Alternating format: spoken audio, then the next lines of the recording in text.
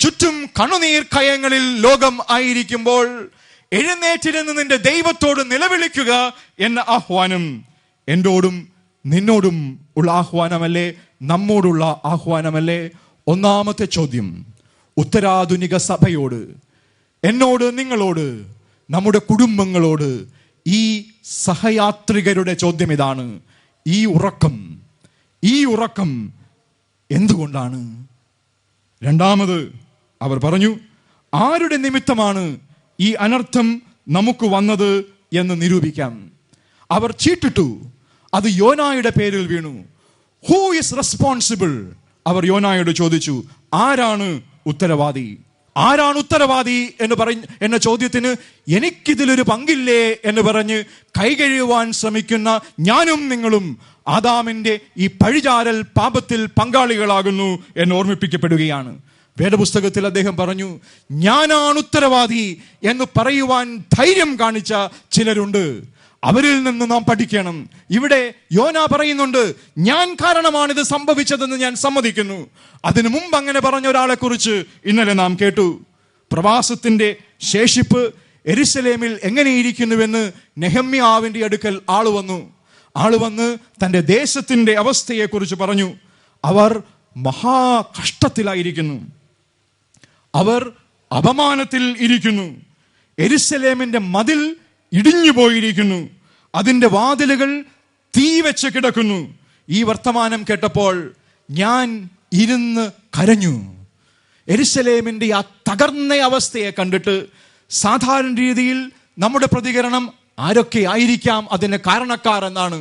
എന്നാൽ നെഹമ്യാവ് എഴുന്നേറ്റ് നിന്ന് ദൈവത്തോട് വിലാപത്തോടെ പറഞ്ഞു, 1-ാം അധ്യായത്തിന്റെ 6-ാം വാക്യത്തിൽ, ഞാനും എൻ്റെ പിതൃഭവനവും പാപം ചെയ്തിരിക്കുന്നു. ഞങ്ങൾ നിന്നോട് ഏറ്റവും വഷളത്വമായി പെരുമാറിയിരിക്കുന്നു. പ്രകൃതി കേഴുമ്പോൾ, കുടുംബങ്ങൾ തകരുമ്പോൾ, ചുറ്റും കണ്ണുനീരിലിരിക്കുന്ന ഒരുപാട് പേരെ അയൽവക്കത്തെ ആശ്വാസത്തിന്റെ സാന്ത്വന സ്പർശമായി തീരുവാൻ ഒരുപാട് സാധ്യതകൾ നമുക്കുണ്ടായിട്ടും കണ്ടില്ല എന്ന് നടിക്കുവാൻ ശ്രമിക്കുകയാണ്. പിടയുന്ന മനസ്സുകളുടെ, കേഴുന്ന ഹൃദയങ്ങളുടെ, നമ്മുടെ ചുറ്റും ദാരിദ്ര്യത്തിന്റെ കരാളഹസ്തങ്ങളിൽപ്പെട്ട് കരയുന്ന അനേകായിരങ്ങളുടെ ദീനരോദനത്തിന്റെ ചിത്രമാണിത്. ഏകാന്തതയിൽ വലയുന്ന ഒരുപാട് പേരുടെ ചിത്രമാണിത്. ഒറ്റപ്പെടലിന്റെ അനുഭവത്തിന്റെ മധ്യേ കേഴുന്ന ഒരുപാട് പേരുടെ ചിത്രമാണിത്. ചീട്ട് യോനായ്ക്ക് വീണു. ആരുടെ നിമിത്തം ഈ അനർത്ഥം ഞങ്ങളുടെ മേൽ വന്നു എന്ന് നീ പറഞ്ഞു തരണം എന്ന് അവനോട് പറഞ്ഞു. സ്വയം അവൻ സമ്മതിക്കുകയാണ്, ഈ കൊടുങ്കാറ്റിന് കാരണം ഞാൻ.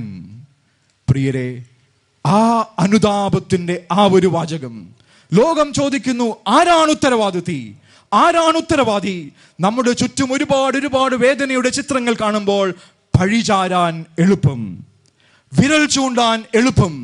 പക്ഷേ ആ കണ്ണുനീരിന്, ആ വേദനയ്ക്ക് ഉത്തരവാദിത്വത്തിൽ നിന്ന് ഒഴിഞ്ഞു മാറുവാൻ നമുക്കാവില്ല എന്ന് ഓർമ്മപ്പെടുത്തുകയാണ് ഇവിടെ. മൂന്നാമത് അവർ അവനോട് ചോദിച്ചു, നിന്റെ തൊഴിൽ എന്താണ്? ഒരുപക്ഷെ ഇന്ന് നമുക്ക് മനസ്സിലാകുന്ന ഭാഷയിൽ നമ്മോട് ചോദിച്ചാൽ, ഒരാൾ ഓടി വരുന്ന ഞാൻ ആ മനുഷ്യനെ കണ്ടിട്ട് അവനോട് ചോദിച്ചു, എന്താണ് നിന്റെ ദൗത്യം? ഈ ഭൂമിയിൽ, ഈ പ്രപഞ്ചത്തിൽ ദൈവം നിന്നെ ആക്കി വെച്ചത് ദൈവത്തിന് പറ്റിയൊരു അബദ്ധമാകാൻ സാധ്യതയില്ല. സൃഷ്ടാവ് വലിയ പ്രതീക്ഷകളോടെ, വലിയ സ്വപ്നങ്ങളോടെ നിന്നെ ആക്കി വെച്ചപ്പോൾ നിന്റെ ജീവിതത്തെക്കുറിച്ച്, നിന്റെ കുടുംബത്തെക്കുറിച്ച് ആ സൃഷ്ടാവിനൊരു ഉദ്ദേശമുണ്ടായിരുന്നിരിക്കണം, പദ്ധതി ഉണ്ടായിരിക്കണം.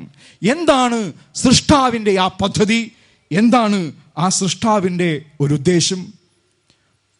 പാസ്റ്ററൽ ശുശ്രൂഷയ്ക്കായി ഞങ്ങളെ വിളിച്ച് വേർതിരിച്ചാക്കിയ ശുശ്രൂഷയുടെ മധ്യേ ഞങ്ങളെ ഓർമ്മിപ്പിച്ചൊരു കാര്യമുണ്ട്. The primary calling is pastoral care. കരുതലിന്റെ ശുശ്രൂഷ. ഖറ എന്ന ഗോത്തിക് പദത്തിൽ നിന്നാണ് കെയർ എന്ന ഇംഗ്ലീഷ് പദമുണ്ടായത്.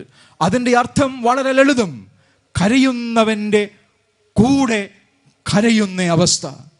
കരയുന്നവനെ കരയുവാനായി ഒറ്റയ്ക്ക് വിടുകയില്ല.